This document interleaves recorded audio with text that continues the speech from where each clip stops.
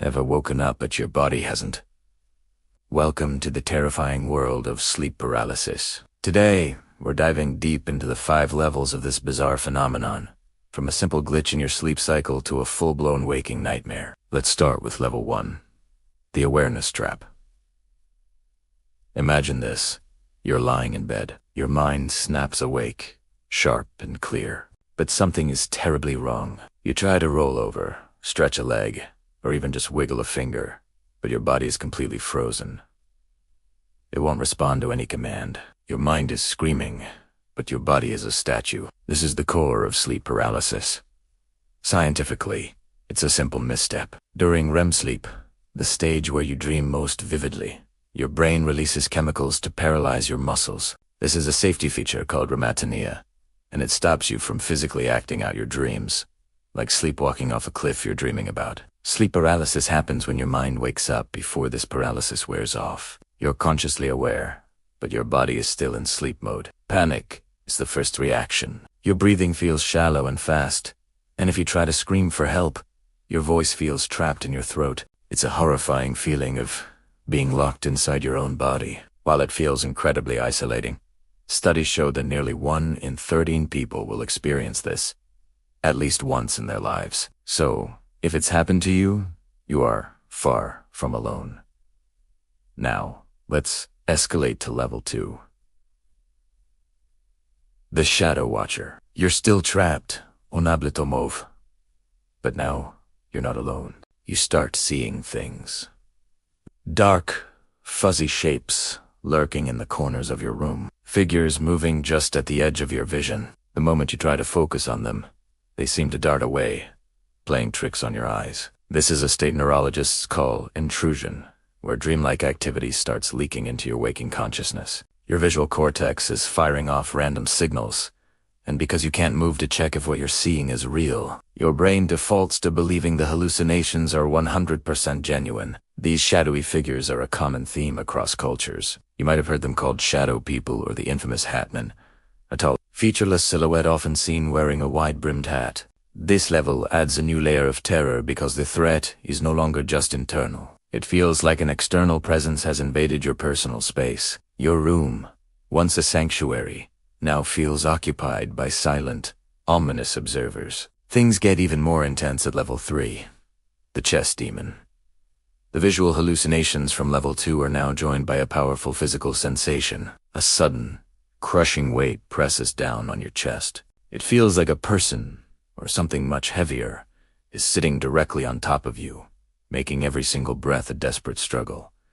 You feel like you're suffocating. This is a classic example of a hypnagogic hallucination, a sensory experience that happens as you're falling asleep or waking up. While you're paralyzed, your brain's sensory cortex starts misfiring, creating a phantom feeling of pressure. This, combined with the natural change in your breathing pattern during REM sleep, creates the terrifying sensation that you're being held down and suffocated. Scientists have a name for this specific experience, the incubus phenomenon, named after the mythological demon said to sit on the chests of sleeping people. This level is often triggered by high levels of anxiety, extreme stress, or severe sleep deprivation. Your mind's worries are literally manifesting as a physical weight, crushing the air out of you. From here, we descend into level 4, the intruder. The watcher is no longer just in the corner of your eye, and the pressure is no longer just a feeling. It becomes an active presence. You hear a door creak open, even though you know it was closed. The faint sound of footsteps shuffles across the floor, getting closer and closer to your bed. You can't turn your head to look, but you can feel it. You sense a presence standing right over you, its face just inches from yours. You might even feel its cold breath on your neck, or hear it breathing shallowly right beside your ear. This is where auditory and tactile hallucinations join the party. Your temporal lobe, the part of the brain that processes sounds and helps define your sense of self, begins to misfire. This can trigger what's known as the sensed presence phenomenon. Your brain loses its ability to distinguish its own signals from someone else's, creating the unshakable conviction that another person is in the room with you. Throughout history, long before modern science could explain it, these experiences were interpreted as visits from malevolent entities. People believed they were being tormented by the old hag, witches, or demons. It's a primal fear, The feeling of being completely vulnerable to an unseen attacker in your own bed. Finally, we arrive at the deepest and most disorienting level. Level 5. The dream bleed. At this stage, the line between dream and reality completely dissolves. You think you've finally broken free. You manage to sit up in bed, swinging your legs over the side, a wave of relief washing over you. You're awake, but then you try to stand up, and you realize you can't. Your body is still frozen. You were just dreaming that you woke up.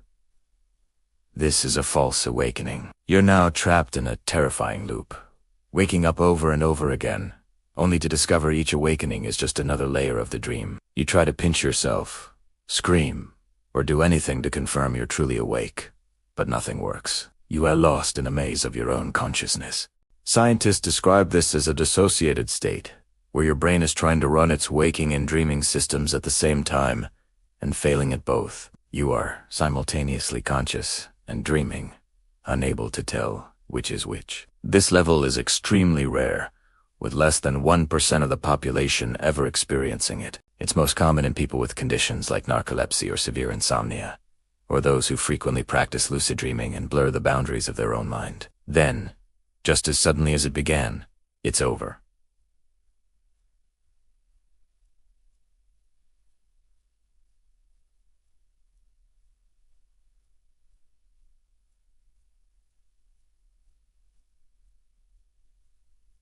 The paralysis breaks. You jolt awake, gasping for air, your heart racing, probably drenched in sweat.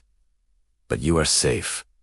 You are finally, truly awake. Sleep paralysis is undeniably one of the most frightening experiences a person can have. But understanding the science behind it, from rematonia to hypnagogic hallucinations, can help demystify the terror. Knowing that the shadow figures and the chest pressure are just tricks of a tired brain can give you the power to endure it. Thanks for watching this deep dive into sleep paralysis. If you found this fascinating, you might also want to check out my video explaining the different levels of nightmares. Don't forget to like and subscribe for more explorations into the mysteries of the mind. Stay curious and sleep well.